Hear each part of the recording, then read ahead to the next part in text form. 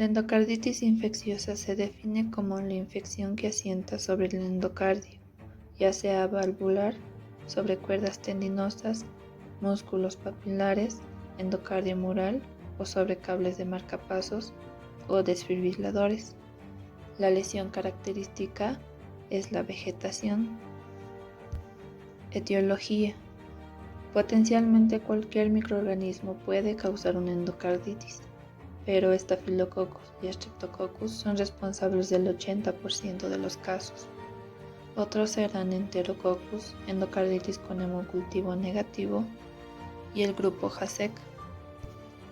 Staphylococcus aureus es la causa más frecuente sobre la válvula nativa y también sobre las válvulas protésicas. También es más frecuente de endocarditis en usuarios de drogas por vía parenteral y en las endocarditis nosocomiales. Los Staphylococcus coagulasa negativos son una causa poco habitual de endocarditis sobre válvula nativa. Sin embargo, son una de las principales causas de endocarditis relacionadas con los cuidados sanitarios y la principal causa de endocarditis sobre válvula protésica precoz. Los Streptococcus del grupo viridans son la causa más frecuente de endocarditis subaguda. Una mención especial merece el Streptococcus galolyticus, cuya presencia en sangre obliga a la realización de una colonoscopia, ya que la bacteremia por esta bacteria se asocia hasta un 60% de los casos a la existencia de lesiones colónicas. Los Enterococcus ponen la tercera causa de endocarditis. La mayoría son por Enterococcus faecalis. Podrían ser la primera causa de endocarditis en pacientes con válvulas aórticas percutáneas, con implante por vía transfemoral. La endocarditis con hemocultivo negativo puede estar causada por varias circunstancias. Consumo previo de antibióticos, especialmente en endocarditis estreptocócicas. Microorganismos incapaces de crecer en hemocultivos habituales y por último microorganismos de crecimiento lento o exigentes. Este grupo pertenece a los integrantes del grupo JASEC. El grupo JASEC son bacilos gram negativos difíciles de cultivar que habitan en la cavidad oral y pueden causar infección localizada, pero también infecciones sistémicas severas, especialmente la endocarditis. Las endocarditis por JASEC se caracterizan por alta frecuencia de complicaciones embólicas. Staphylococcus. Todos los estafilococos son ubicuos. Todas las personas portan Staphylococcus coagulasa negativos en la piel y es frecuente la colonización transitoria de los pliegues cutáneos húmedos con Staphylococcus aureus. En los neonatos se observa con frecuencia la colonización del muñón umbilical, la piel y región perianal por Staphylococcus aureus. Los Staphylococcus aureus y los Staphylococcus coagulasa negativos se encuentran igualmente en la bucofaringe, el aparato digestivo y el sistema genitourinario. Streptococcus. Los Streptococcus viridans colonizan la orofaringe, el aparato digestivo y la vía genitourinaria. Las especies viridans son exigentes a nivel nutricional y necesitan medios de cultivo complejos suplementados con hemoderivados y una atmósfera de incubación que con frecuencia se debe aumentar con dióxido de carbono del 5 al 10%. Enterococcus. Los Enterococcus faecalis son bacterias entéricas que suelen recuperarse de las heces recogidas a partir de seres humanos y de diversos animales. El Enterococcus faecalis se encuentra en el intestino grueso y en el aparato genitourinario. Mecanismos de transmisión. Son muchas las especies de microorganismos que pueden causar una endocarditis, pero las más frecuentes son las bacterias, sobre todo Streptococcus y Staphylococcus. Los Staphylococcus, la mayoría se propagan por el contacto de piel a piel. Estos pueden ingresar a través de una ruptura en la piel, como cortaduras, raspaduras o granos. Streptococcus. El estreptococo se transmite por contacto directo con secreciones nasales o de la garganta de las personas infectadas, también a través de lesiones de la piel infectadas. Enterococcus. Pueden diseminarse por transmisión fecal-oral, por contacto con fluidos de personas infectadas o por contacto con superficies contaminadas. Microorganismos con hemocultivo negativo que causan endocarditis. Entre ellos están Coxiella burnetii, donde las personas se pueden infectar al inhalar el polvo que ha sido contaminado por las heces.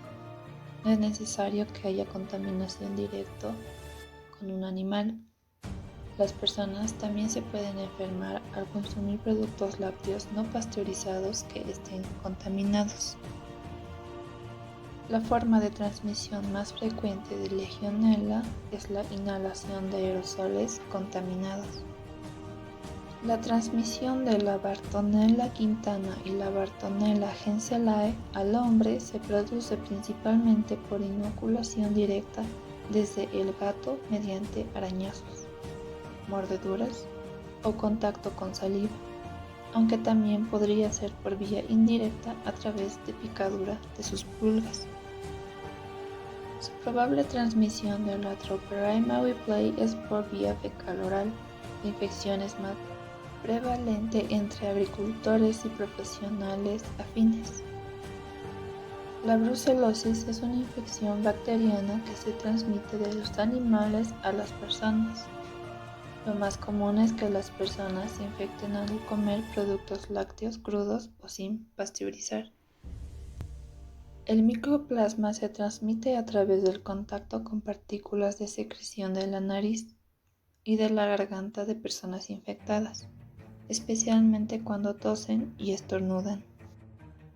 Las personas pueden contraer aspergilosis al inhalar las esporas microscópicas de Aspergillus, que se encuentran en el medio ambiente, pero la mayoría de las personas inhalan esporas de Aspergillus todos los días sin que lleguen a enfermarse.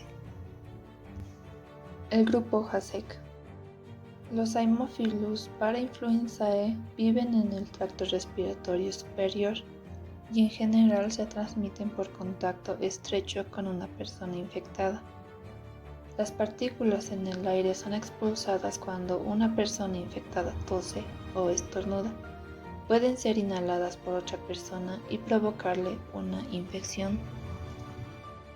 El Lactobacillus actinomycetem comitans, su vía de transmisión tampoco está clara. Por el momento no es posible sacar ninguna conclusión al respecto. Cardiobacterium hominidis, que no se tiene claro el mecanismo de transmisión. Hay autores que consideran que la infección por esta bacteria oportunista, la Eikenella corrodens, que forma parte de la microflora habitual de la boca, es el resultado de la transmisión de la misma desde la cavidad oral humana al resto de localizaciones. La Shigella shingae se transmite a través de secreciones respiratorias, saliva y contacto oral con objetos contaminados, atravesando las barreras mucosas cuando éstas se dañan debido a infecciones respiratorias altas o estomatitis, siendo este un antecedente común en niños con infección invasiva. Fisiopatología. La mayoría de las endocarditis se insertan en algún tipo de lesión cardíaca. La lesión endotelial lleva a la acumulación de plaquetas y fibrina con formación de vegetaciones estériles, denominándose a este cuadro endocarditis trombótica abacteriana. Estas vegetaciones estériles pueden tener tres destinos. 1. Lisis. 2. Cicatrización con organización, incluso estenosis valvular. 3. Infección, convirtiéndose en una endocarditis infecciosa. Los microorganismos adherentes a la vegetación estimulan un mayor depósito de fibrina y de plaquetas en la superficie. Por lo tanto, la endocarditis produce consecuencias locales y sistémicas. Consecuencias locales. Las consecuencias locales de la endocarditis infecciosa incluyen abscesos miocárdicos con destrucción del tejido y en ocasiones trastornos del sistema de conducción, en general con abscesos septales bajos. La insuficiencia valvular grave súbita, que lleva a la insuficiencia cardíaca y a la muerte, en general debido a lesiones en la válvula mitral o la aórtica. Aortitis, como resultado de la diseminación contigua de la infección. Las infecciones de la prótesis valvulares tienen grandes probabilidades de estar relacionadas con abscesos del anillo valvular, vegetaciones que obstruyen el sitio donde se encuentran, abscesos miocárdicos y aneurismas micóticos manifestados por obstrucción y trastornos de la conducción. Consecuencias sistémicas.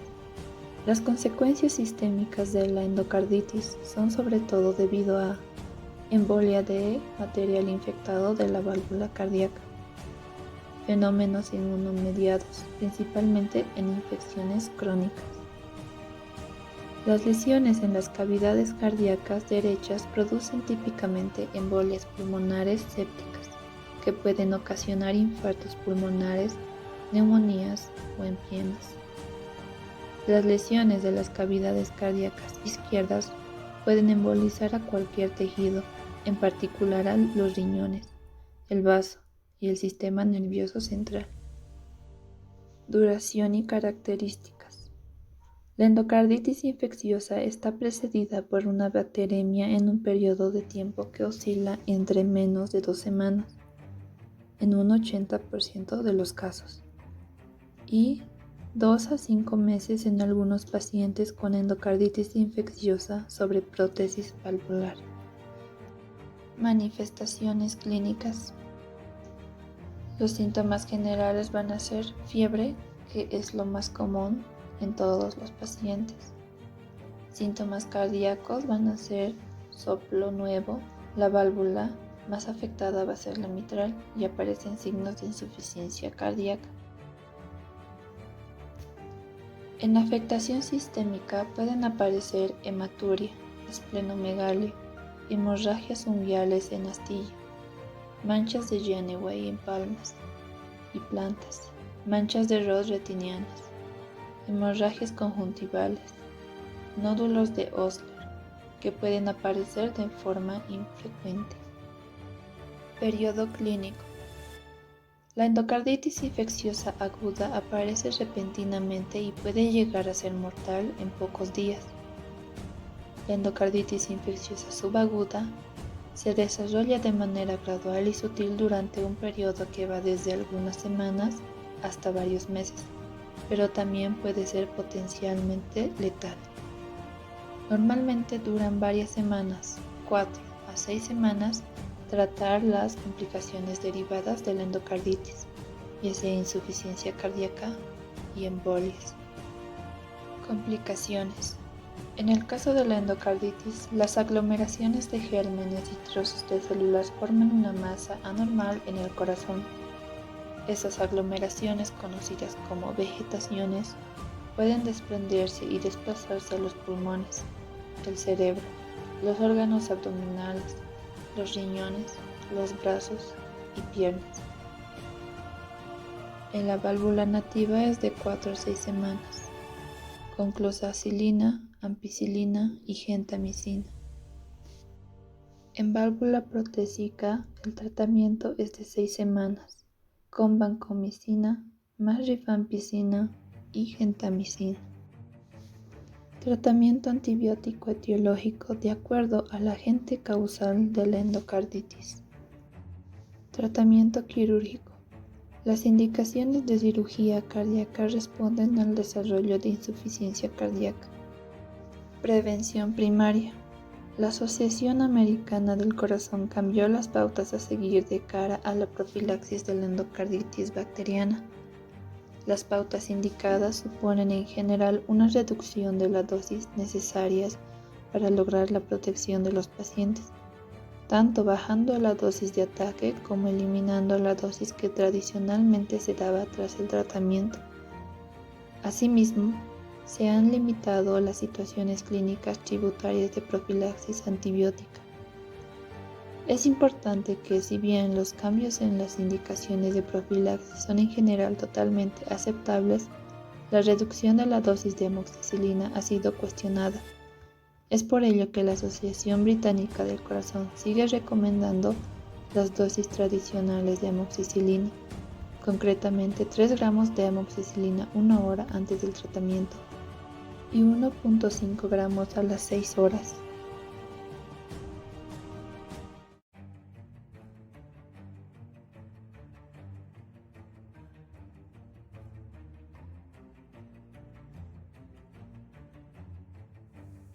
Dentro de la pericarditis vamos a decir que es un proceso inflamatorio que afecta al pericardio.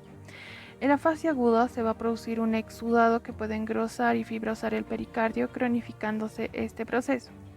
Es un síndrome producido por un aumento de la presión intracardíaca secundario al acúmulo de líquido en el saco pericárdico que dificulta el llenado de ventrículos y compromete el gasto cardíaco.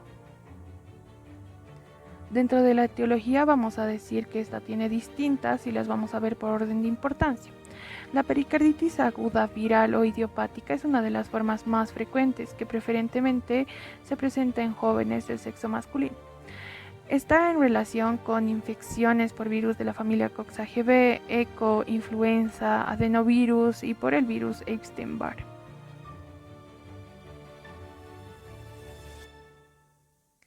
Dentro de la pericarditis bacteriano-purulenta vamos a tener factores predisponentes. Los más importantes son el derrame pericárdico en pericarditis urémica y la inmunosupresión condicionada por quemaduras extensas, inmunoterapia, linfoma, leucemia suicida.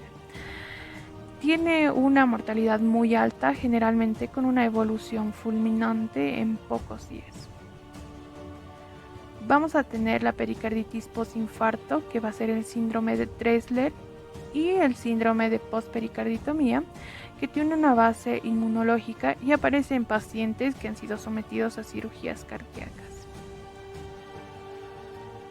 Vamos a tener la pericarditis por conectivopatías, que va a aparecer preferentemente en pacientes con lupus eritematoso sistémico y artritis reumatoide.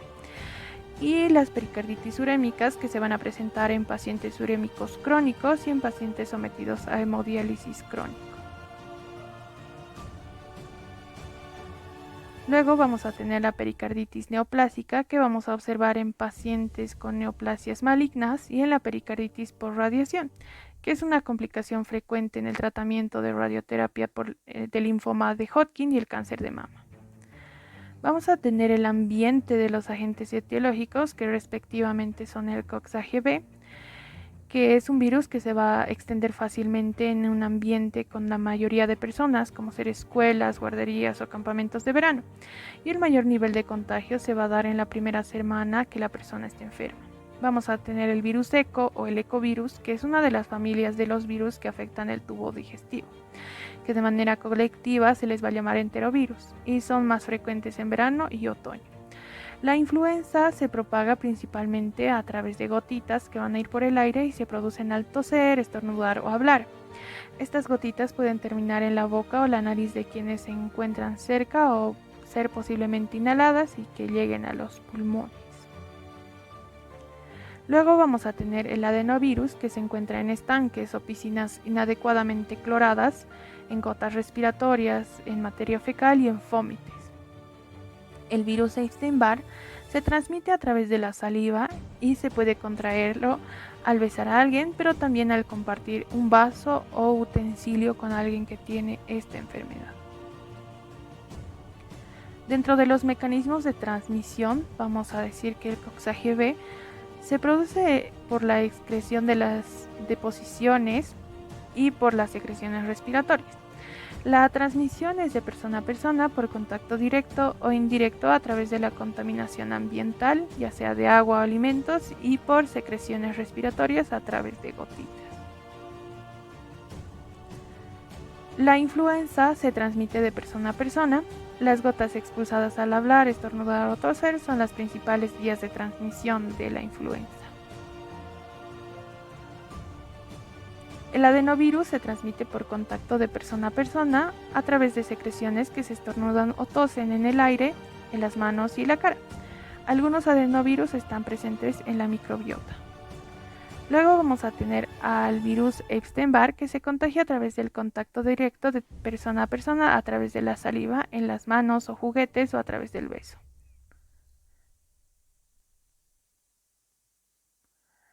La pericarditis puede ser aguda, subaguda o crónica.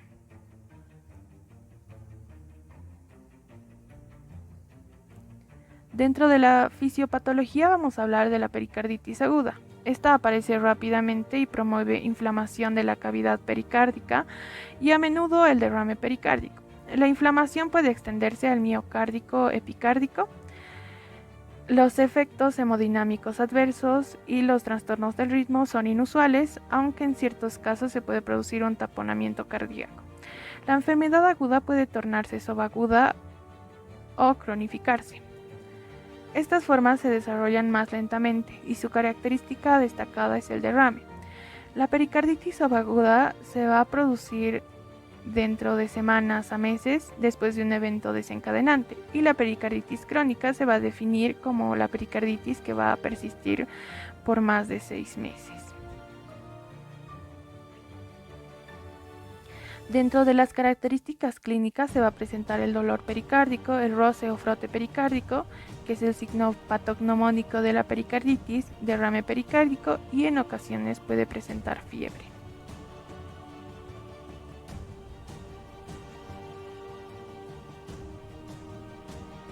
Dentro del dolor pericárdico vamos a decir que es un dolor precordial, intenso, opresivo, o que en algunos casos puede dar sensación de quemadura y en ocasiones se irradia hacia las regiones supraclaviculares, sobre todo del lado izquierdo.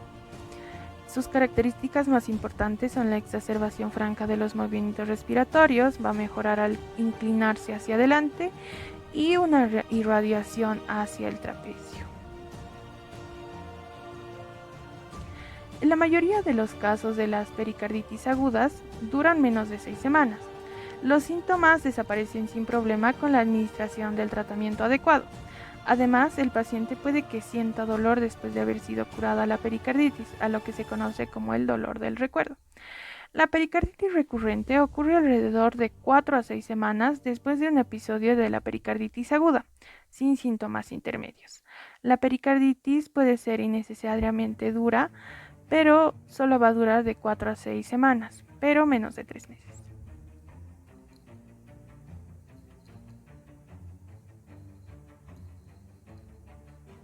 Dentro de las complicaciones vamos a hablar del taponamiento pericárdico, que va a ser la presión sobre el corazón que ocurre cuando se acumula sangre o líquido en el espacio entre el músculo del corazón y el pericardio.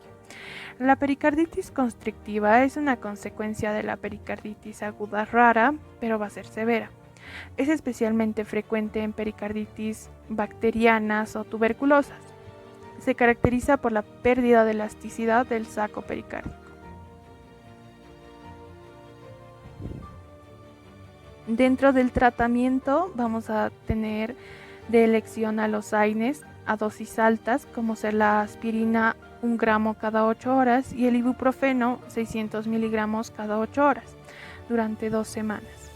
Y también se puede realizar el tratamiento etiológico en caso de que sea bacteriano. Las recomendaciones para el paciente son el reposo y evitar el uso de anticoagulantes.